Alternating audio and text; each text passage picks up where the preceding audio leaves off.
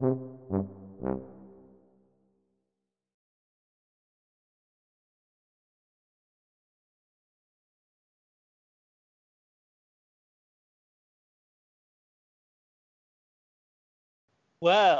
I've got Gabriella Gomez-Montt here, who used to run the Laboratorio para la Ciudad in Mexico City, which we all love, and was one of the reasons Gabriella won the Creative Bureaucracy Award. And she came over to Berlin and all of that. But I want to interview you, Gabriella, and just ask you a few questions, if that's okay. Is that all right? Absolutely. Very happy to be here with you, Charles. All right. Well, we had a couple of conversations, and I was just thinking, your father and mother seemed quite interesting people. You know, he seemed to be into computers and real estate, but that doesn't encapsulate the totality. He seemed to have this curiosity and passion and all of that. And your mother, well, what was that? That stuff about being a cook, mixing the old and the new, and so on. And that just made me think, are you a mixer? Do you just mix things up? I'm not sure. I am definitely a mixer in so many ways. First of all, it's been all of my life, for better and for worse, difficult to encapsulate myself in just one discipline. So I've always been a traveler between fields, between different types of people and such. And I definitely think my childhood had a lot to do with that. Yes, most definitely, because the fields of interest of my parents that were so much about inventiveness and discovery. You know, when my dad was into the computer bit, this was a very new thing for the world, and he was tinkering on his own and actually then made a job out of it. And in terms of my mom, she beats kind of like the contemporary cuisine that is now thriving in Mexico City and was doing that type of stuff of really mixing like autochthonous elements and old recipes with a very new contemporary outlook on things. And I think that that in a way has also been part of my DNA, both individually as well as professionally. And many of those things got seeded throughout my life, throughout my upbringing. Plus, I'm not. My fantasy world as well, that was huge. You know, when I was young, like words were my very first love. And I think that when you fall in love that deeply with words and with books, you have half a foot in fantasy and half a foot in reality. And so that little space where reality becomes malleable is still to this date, even in government, that odd bedfellow, is still to this date one of my biggest fascinations. I love that. I mean, my word for what I'm hearing there is head in the sky in the best possible way, feet on the ground also in a great way. No, I like that a lot. I mean, I'm not trying to be deterministic by saying, you know, everything's to do with one's parents, but they sort of do have a bit of an influence, I think, is what you're saying, or agreeing at least. You know, there's another thing I learned from you, and it was this beautiful Spanish or Hispanic word, sobremesa. And you've said in the past that that's got something that's more than just what it is. I'm not going to say what it is because I want you to say what it is. Just tell me about the importance of sobremesa for all of us. Well, first of all, I do think that one of the things that we share is a fascination with words and language, those slippery creatures. And like you, I think that many times words that are missing in other languages are very telling of a culture. So sobremesa, I think, is one of those words in the Mexican, Latin American context. So instead of thinking about a meal as this swift, practical, let's get it over and done with 45 minutes on the go, sobremesa is actually the bit that comes after that comes after a meal is done, and that many times can actually last for hours and hours and hours. Like the sobremesa can become even longer than the meal itself. And if it goes long enough, there is a second round of food and of drinks and other things that come. But it is very much about communion and conversation, of coming together, and can go through all sorts of moods. It can be, you know, full of hilarity and fun, but it can also be melancholic and philosophical. If you're at a place with mariachis, as is often the case in Mexico City, it can become wild and then just like slowly slip into the dramatic and tearful men hugging themselves. So it's really wonderful because it really does feed on the mood and the people around there, and is basically the good stuff of life. It's another type of nourishment, if you will, the sobremesa. Well, I mean, what I like about what you're describing there, and the other question I asked you is just somehow this bringing in ideas from wherever ever they may come. I'm just imagining having a sobremesa with you, and I don't know your friends, and then suddenly they say, "Hey, it's okay. He's part of the sobremesa," and then I probably feel part of this extended family. I mean, that's what I'm feeling, and I could imagine there's a really serious sobremesa which solves problems, or at least has the idea about it. Is that true? Yes, actually, it was one of our staple events at the lab, believe it or not, and a secret weapon of sorts, even, because especially when we had very contentious conversations to be had, let's say between activists and government people that usually were at odds, is putting it lightly, like, had very, very turbulent relationships, very different worldviews many times. But at the same time, at the lab, one of the things that we did as the in-between hybrid creatures that we were was always try to find the spots where we could actually agree. And knowing that many times activists and government don't necessarily see at odds with everything. Like, nobody wants kids to be killed with traffic accidents across the city, which was one of the things that we worked on.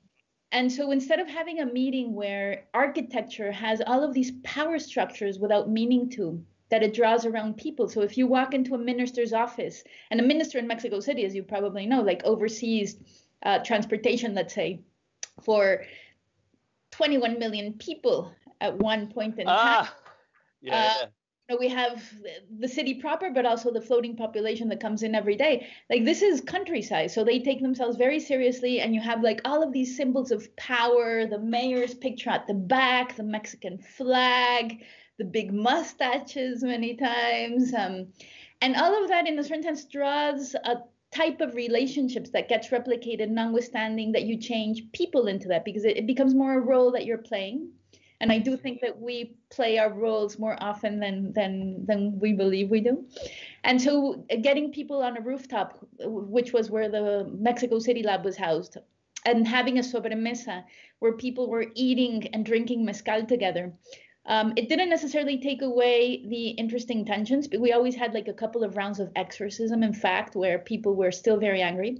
But there's something very human and basic about sharing a meal, where I think it becomes so much more easier to make people porous to the idea that perhaps there is a way of finding that communion, if you will, in quasi-religious terms, but, politics and religion with his hyper-symbolization of space and of things actually have things in common. So I do think that we need to start finding new rituals as well, and that if the times at hand have shown us anything, is that we're not necessarily the rational creatures that we believe ourselves to be.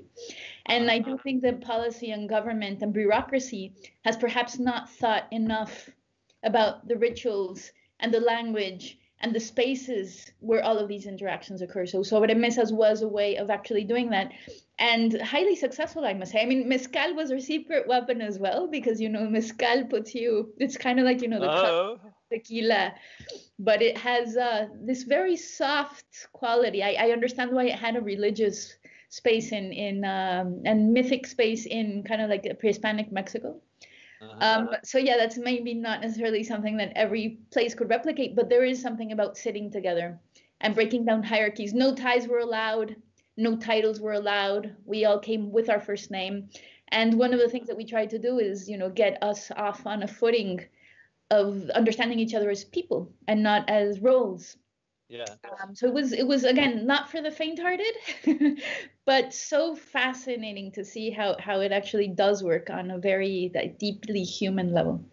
I mean, that's the reason, partly because of what you said, why I was just wanting to explore that a bit, because there's no doubt that different ways of talking to each other and gathering is clearly key in having these newish conversations.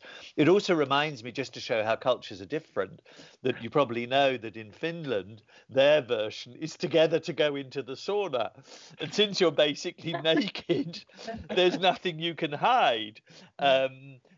It's their version of sobremesa with a sausage later and some beer. But again, conversations are had that wouldn't be had otherwise.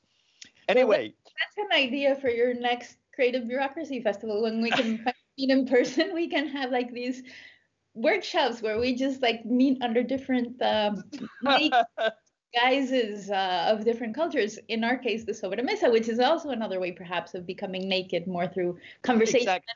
intimacy, and the ingestion of food and the simultaneous digestion of both nutrients and ideas and No, what. that's good. I mean, you also, I mean, because one of the themes, I mean, you said something to me once. You said, fascination is better than simple-minded clarity. And then you said, my brain refuses to say 3 bullet points. Can you just elaborate on that? I must say that that is both my I think my space of possibility as well as my space of peril. Both my Achilles heel as well as a strength. Yeah, I find it very hard to try to summarize into, all the time, especially at the beginning of the lab. And I get it because we didn't have any projects yet to speak to what type of space we were. But I was always getting this question of saying, okay, but explain in 3 words exactly what it is that you do. And I've never understood this thing of the 3-worded thing because, we come from a history of activism and politics and culture where it wasn't never about being about clarity. It might be about being succinct, if you will, but that's, I think, even a different thing. And social and urban complexity, which was 2 of the things that I was dealing with in my time in government, they are such layered conversations. And I actually think that one of the issues that we've had with truly understanding the depths and plummeting them is that we've tried to simplify to a point where they lose their essence, confusing the maps for the territory itself. And, maps can be incredibly useful, but we can never believe that is what it is. So understanding the entry points is incredibly important, especially, let's say, when you're dealing with a megalopolis such as Mexico City. I was kept awake for so many nights, especially at the beginning, of saying, what are entry points into one of the largest cities in the world, into any of these conversations, into the way that you follow one string and suddenly you find it's tied to the rest of everything else, basically to the rest of the universe, as one of, forgetting the name of the philosopher, would say. So I do think that in terms of politics, many times clarity and practicality does us the service, because we've talked a lot about efficiency in terms of innovation, government, bureaucracy. And efficiency, don't get me wrong, in some realms is important. You don't want to spend more than 20 minutes getting your passport. Amazing thing if you can just be in and out. But when we're actually talking about the civic city, when we're talking about the collaborative city, when we're talking about understanding our first principles once again, and how do we want to live together, that huge, all important question, this is not practical. This is a space of an endless conversation, of incredibly layered, with its tensions, with its possibilities. And what I think we need actually to engage people every time deeper into civics, and hence into urban life, not urban life in terms of these individual bodies that have their needs met for by this parent government type of thing, but rather a society that is jointly creating the type of life that they envision together. We need to be fascinated by it because it is time consuming and it is intense and it is tension filled and it is beautiful. But then you actually need to have your imagination and your heart, if you will, engage deeply into what that actually entails. So this is where I also think that we need to really start thinking about new urban languages and political forms, if you will, where fascination also becomes part of our repertoire. Yeah, no, that's interesting, because I think you're describing that continual making, remaking, creating, recreating, which isn't sort of let's fix it here. Thank you very much. Off we go with these 3, whatever they were. But you, one of the things another thing I like about you, you were talking about life and bringing things into life that perhaps for you, rather than having many children or anything, you would like to bring ideas. And I know when you say ideas, you want them implemented into life. You've certainly done that. And just tell me a tiny bit about that. Well, yes, it's not many children. It's rather 0 children. Kids, and actually one of our agendas. I mean, I love their imaginations. I love the little people that they are, but I also love handing them over, I confess, when the playing is done. And actually one of our agendas that I is very, very close to my heart at the time of the lab was the Playful City agenda, that basically tried to think about play as a city-making tool, as well as understand the perspective of children in urban policy. because believe it or not, we actually have 14 million kids on a metropolitan level. No, sorry, I'm exaggerating. We have 5 million kids on a metropolitan level in Mexico City, which is basically the size of a Finland, of just kids under age 14. And except for the crises of childhood, let's say battered children, famine, et cetera, we haven't necessarily dealt with the space of possibility that children bring to the urban equation.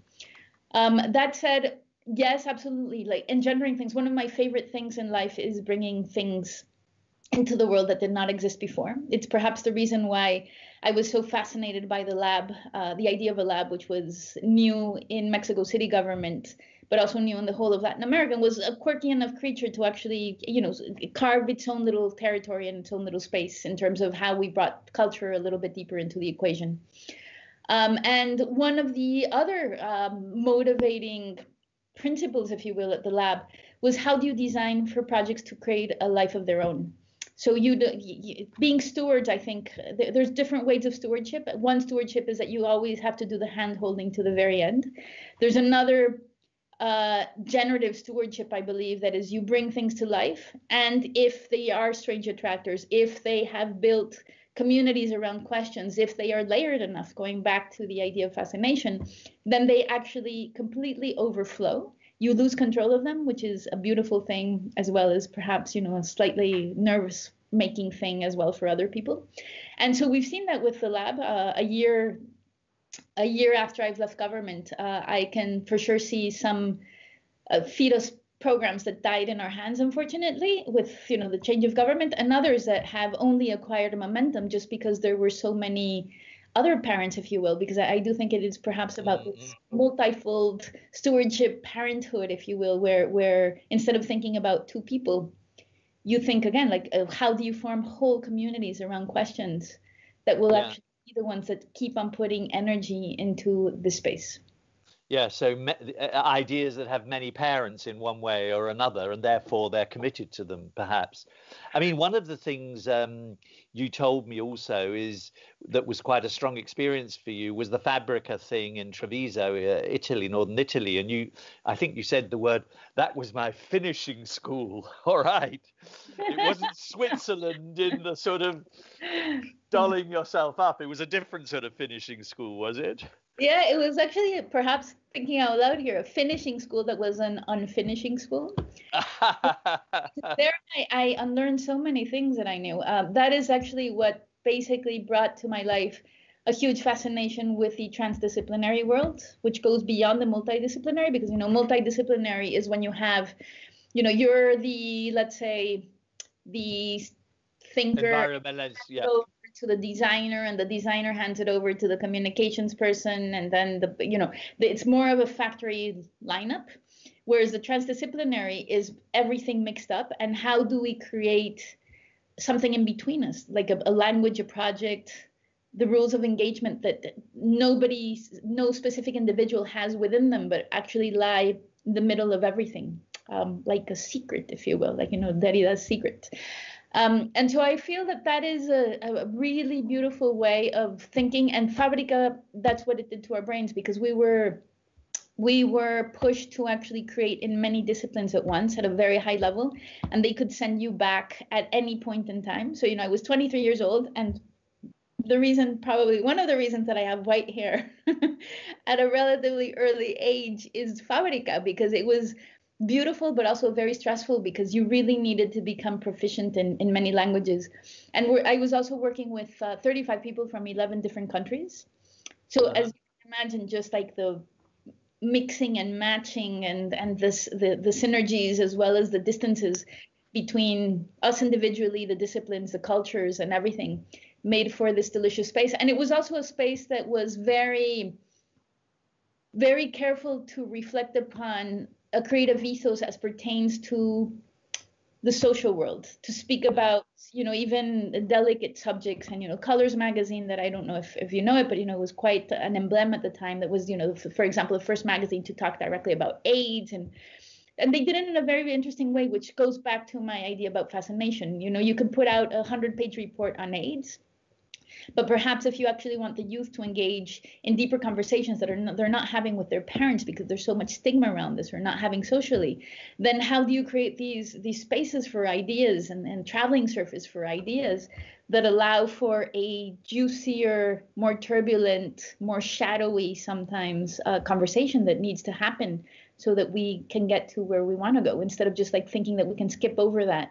And again, be these rational, practical creatures. It's like, yeah, let's just like solve a city without getting into the messy human heart. It's like, no, it doesn't work that way. So Fabrica was very much, I think, that space of the transdisciplinary and of how do you engage the creative ethos into thinking about the social, and to engaging as well other people into thinking along with you, posing questions perhaps even more than answering them.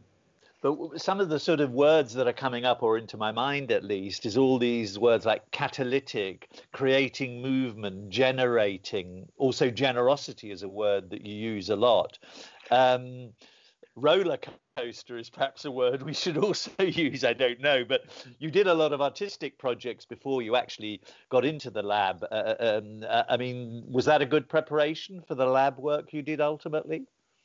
I mean, I don't think it was a good preparation. I think it was perhaps that odd bedfellow mix that I alluded to at the beginning, the defining factor of the direction that the lab ended up taking, because most of my counterparts the world over, as you well know, come more from the policy side or from the proper like innovation side, whereas I came from arts and culture. So in a way, when you step into a new space, you have to rebuild the world with the tools that you already have. You will learn a lot more on the way. But what I came with was a belief in the importance of culture. My leitmotif for maybe 20 years now, I believe, has been imagination is not a luxury. Because so many times we actually think that this is the cherry on the cake. But when you think about it, culture is actually the great a priori. It is where we base all of our conceptions and our misconceptions.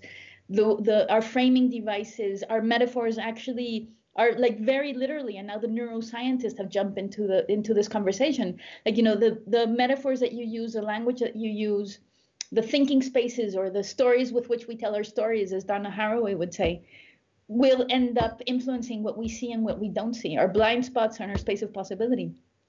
And I think that once again, like policy perhaps has not wanted to scratch that surface because it's more messy in many ways. It's more slippery. It's a little bit less easy to put a pin in it because it doesn't sit still. Like culture is a thing that is very much alive.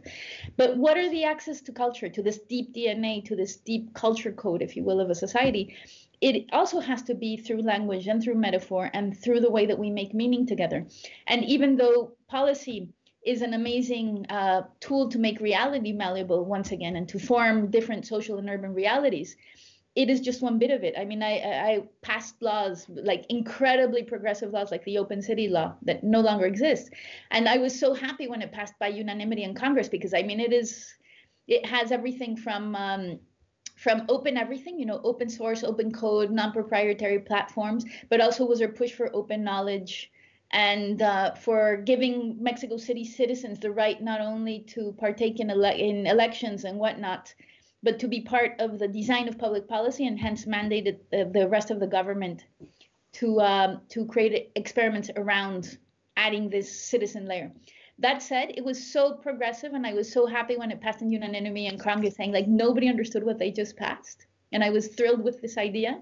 And then 5 years later, I was like, nobody understood what they just passed. And it was the greatest tragedy, because we can create amazing laws, amazing in-depth reports. And if we don't have vehicles into pushing this into deep culture, into the very DNA of the way where cities get created, then they become stillborn. So I do think that we need a much larger repertoire. And I think culture has not all the answers, most definitely. I actually, again, love the mix of an urban geographer working with an artist, which was the case at the lab in Mexico City, a philosopher working with a political scientist, a historian working with somebody, an expert in AI. And these are the combinations, I believe, that give us the best of both worlds, where we're understanding the tools that government brings to the table that are amazing and many, but it also understands society, and society in its all of its slipperiest of forms. Yeah, yeah. I mean, we're back to the mixing because I keep on seeing this thread of mixing differences together. But I'm also, for me, just listening to you, I'm thinking what I love about what you say is really you're embedding, partly because, or trying to embed artistic thinking into how many people operate beyond those that have decided they are artists or something.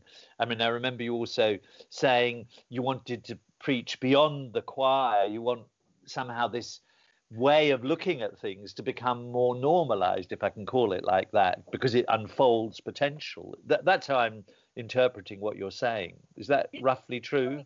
It's absolutely true. And the interesting thing is, I was the first person I needed to convince myself, because I really did not want to engage with government at all. Like, I would vote, and that was perhaps about it. And everything else that I did was very much anchored in civil society and had nothing to do with an in-between space. I was very suspect of government. And I confess that I actually said no at the beginning to the offer by the mayor of Mexico City. But then, talking about these reframing devices, while I was at Yale at a fellowship, Martin Lustó, who was one of my companions there at the fellowship, he was a former minister of economy of Argentina. And he told me something quite interesting. He was, Gabriela, I get why you're reluctant to accept the offer, because you're thinking about government as this lethargic, bureaucratic apparatus. But government was actually humanity's response to figure out our first principles. Like, how do we want to live together? How will we play together? How will we be healthy together? How will we move together? And one of the things that I love about culture is that these are still very much like the juicy question that culture holds in its very essence, and arts hold it at their very essence. And when Martin suddenly said that, I was like, okay, this is really interesting. Like, traveling the entrails of government is a very different adventure to what I had envisioned when, yes, like, I don't know if you've seen this Jacques Tati Playtime movie where you have like all of these factory, like thousands of desks and everybody's typing like a machine. That was my image of government. But the moment that I started seeing it as like this space that you enter and suddenly you have access to everything that is important to you, day-to-day life of a city that has been my biggest, most stubborn love since I can remember, which is Mexico City, then I became fascinated. And then it was like, how can this space and how can this time and how can this moment and how can this offer of the mayor of Mexico City actually push for that idea of government instead of the one that I had lodged in my brain, and that, I myself was killing off a space of possibility, because, cynicism might seem sophisticated and nice and whatnot, but it actually, you're the first victim of yeah, right? Because you're killing off like spaces of possibility, and that generosity that you spoke to, which I absolutely agree with. I think it's even a very generous thing to do with oneself. And as Oscar Wilde said, like, so many of humanity's ills are first and foremost a problem of imagination. Yeah.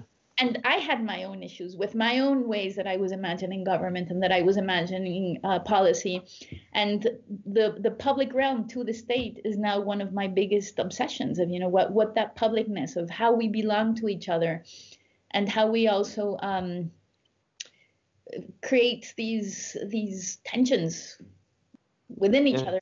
How do we do again, like with a messy human heart multiplied by all of the bodies that cross a city on any given day in any given moment, no?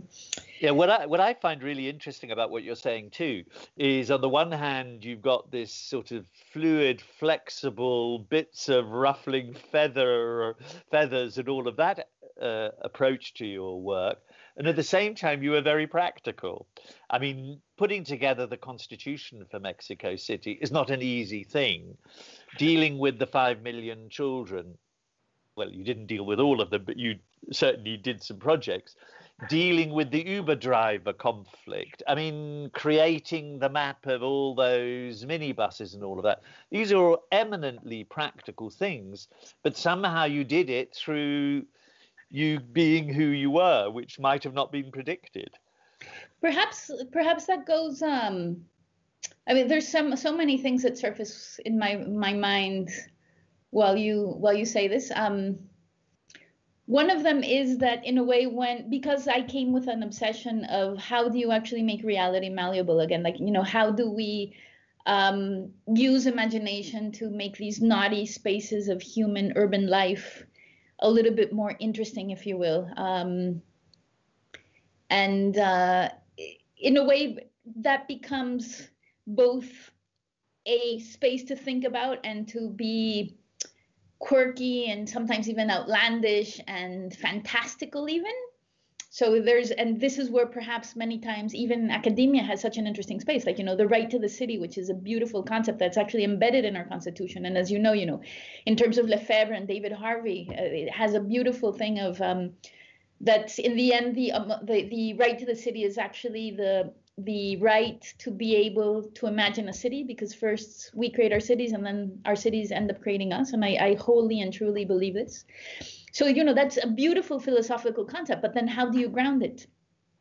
And at the lab, one of the very brutal and beautiful things simultaneously that I had is that since we were not in academia, we were in government, and in government in a place that deals with politics in an arena that is, I mean, what can I say? The stakes are very high. It's very tumultuous, very politicized. So let's say with the Uber driver thing, I could have written this beautiful thing of, how do you create a citywide dialogue during turbulent times? Because Mexico City got super wild. Like, the city stopped for 3 months with huge protests by the taxi drivers. We have the biggest taxi fleets in the world. It was heating up all of the social media because Uber, I mean, they're sharks. Like, they're really good at heating up the space once they've created critical mass. And it was hitting the mayor directly, and it was front page news. But so I could have written this whole conceptual idea of creating a participatory scaffolding to mature a social conversation, and then just like wash my hands off it and given in my report or written in my article. But when you're in government, the immediate reaction was a protest outside of my own building and all of the media attention. And suddenly I was, the front page news, Gabriella as a person, not as, so, it was this really interesting thing where there's such a quick reaction between the things that you put out there and the social reaction that it became, again, like not for the faint-hearted. And I have, once again, my white hair also to attest for the fact. Many sleepless nights, a whole year of burnout once I left government, I confess. But it's just so damn interesting, Charles, and so fascinating to know that you have such a quick, quasi-violent, sometimes beautiful conversation with reality, where it's like, there's my idea. Yeah. So this is what you wanted? Okay, like so it really teaches you to put your money where your mouth is and to travel that line that you just said, that I find one of the most important things of how do we still have like these visions of what society can be and be even fanciful and idealistic about what that means. But then actually, how do we create the specific steps that we need to actually get there? Like, how do we have concrete plans? How do we use policy, but also culture? So let's say with Mapaton that you alluded to, where we had more than 4,000 people sign up to help us map the largest informal bus system in the world. I won't get into the details. But, the only reason why we had that type of response was because we were able to create a bigger story that people wanted to be part of. And so there was a practical thing, simulating GTFS, being able to, the data-driven policy in terms of mobility, not knowing how 14 million people move across the city every day, But then again, it was actually the way that we told the story and the way that we had people enter into this, what was at stake, that was actually what got us the people power that we needed to be able to see this through. So again, like, I don't think one thing is more important than the other. I just think that we have had a very definite prioritization towards the efficient, towards more of a modern, like a modernist conception of the city and hence of government, where government is the provider of services, the one that deals with the complaints, that keeps the peace. When I think government should be the big orchestrator of the resources that a city has, which is why I'm fascinated by the conversation of urban commons, of participatory infrastructure, of new governance systems, et cetera, because this is, I think, the role that we should take. But again, it doesn't fit into like protocols that sit still and the 3-point bullet points on that I can see that. And the budgets and the city controllers' ideas of, what budget should be used for and not. So this is where it gets interesting. And this is where I actually think we need a deeper rethink. I think also one of the threads to everything you do is actually blending these differences together into some sort of, let's call it story or whatever, storyline that makes the listener to it feel I can be part of making, shaping, co-creating whatever that thing in that story is. There just seems to be one thread in your thing. But just a final sort of question. You left a sort of just over a year ago. You've hopefully recovered more or less. Yes, Your yes. hair is getting its color back. No. That is never well, but getting rosy. But where next? I think you've got some quite interesting plans, or are they still under wraps for the moment? So supposedly after government, I didn't realize I had such a burnout until I stopped. I was running on adrenaline, and I think that the learning curve was incredibly steep. But let's say, you know, I have skydived, and I like that type of sensation, because I do think that the brain learns more quickly under extreme environments, if you will, and that very much an extreme environment, especially because neither myself nor my team, except for my lawyer and my administrator, we had no prior experience in government. So in a way, everything was a new adventure. I became obsessed with emerging knowledge. You know, how do you learn how to learn, basically, and how do you build a team that is less about the expertise that already exists, but rather about the hunger to find things out and to be able to solve on the go. So after that, I was going to take off 6 months as a sabbatical, but then I started getting all of these really great invitations, and it became a pseudo sabbatical where my only rule was it has to be an interesting project and no more than 5 days, because I wasn't ready to fling myself full-bodied into anything yet. And that ended up being, I think, 42 cities, 5 continents in the span of a year. That I still had cities to go, but as you can imagine, the pandemic brought it to a screeching halt in Amsterdam, that I was only here for 5 days, and now it's 5 months, and I've been working on my new organization from here. And so basically, I am now about to launch in a couple of months a new organization called Experimentalista, which will continue many of the questions that we started in Mexico City and many of the entry points that we found, but now on a much more international level and working at different depths. And with things that we've been speaking about very much at its heart, like, you know, what is the importance of transdisciplinary teams? How do you create knowledge around things that it's not that you can bring in the expert, like when we crowdsourced the Mexico City Constitution, like who do you bring in? It hadn't been done. Like, you know, Iceland went through a process, but then it folded because of a change in government. And this was a city constitution and of a very particular city. So you actually have to create that expertise, again, like not within one body, but amongst many people. And so emerging knowledge structures will also be very much at the heart of it, as well as how do you create these transdisciplinary teams that are both very local, but also incredibly international, to be able to figure out like these little nice slippery questions of ours, and with all of their complexity, and, you know, sometimes 3 bullet points as a placeholder and a placeholder for other fascinating realities beneath them. So I am in the process of doing that, and but already working with several cities across the world, such as Da Nang is creating a city lab, and with foundations in the UK. So it's become more of an international perspective. So yes. That all sounds good. I'm sorry that I started with the word mixing it up. I still feel I love the way you mix things up. And obviously that means transdisciplinary and all of that, but these different insights from everywhere. Well, look, thank you very much. And I think lots of the listeners and viewers will want to know about Experimentalista. I certainly do. Anyway, lots of love, and a hug over to you in Amsterdam. Thank you so much, Charles, and I hope this is a beautiful festival that I'm sure your troublemaking self will instigate all sorts of very juicy conversations as well. So thank you for the invitation, and I hope everybody has a great festival. Thank you very much. Bye. Ciao, ciao.